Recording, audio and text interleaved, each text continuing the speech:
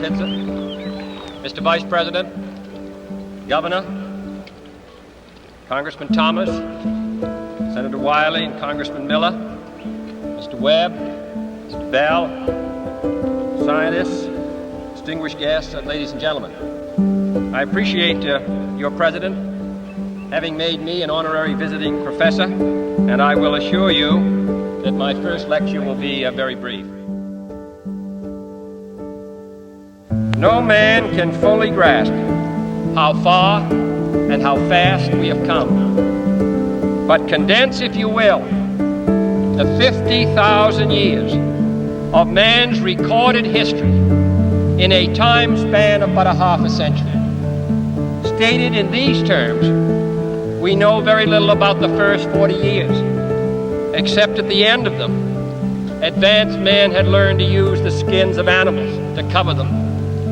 Then about 10 years ago, under this standard, man emerged from his caves to construct other kinds of shelter. Only 5 years ago, man learned to write and use a cart with wheels. Christianity began less than 2 years ago. The printing press came this year. And then less than 2 months ago, during this whole 50-year span of human history, the steam engine provided a new source of power. Newton explored the meaning of gravity. Last month, electric lights and telephones and automobiles and airplanes became available. Only last week did we develop penicillin and television and nuclear power. And now, if America's new spacecraft succeeds in reaching Venus, we will have literally reached the stars before midnight tonight.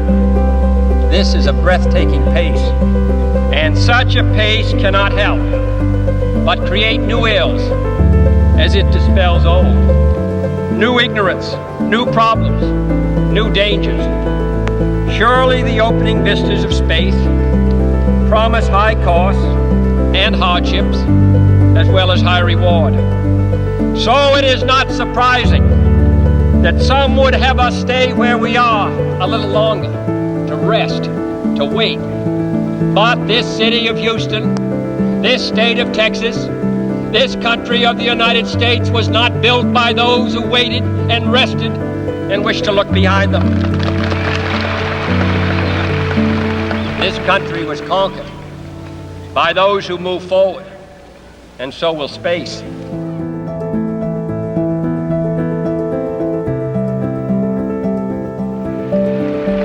We choose to go to the moon in this decade and do the other things, not because they are easy, but because they are hard. Because that goal will serve to organize and measure the best of our energies and skills. Because that challenge is one that we're willing to accept, one we are unwilling to postpone, and one we intend to win.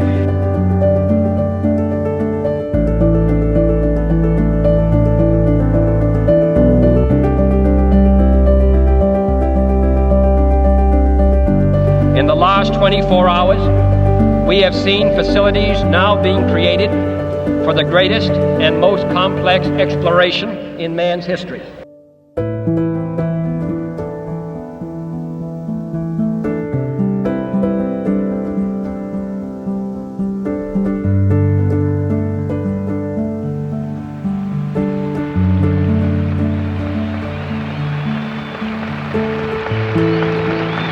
Many years ago, the great British explorer George Mallory, who was to die on Mount Everest, was asked why did he want to climb it.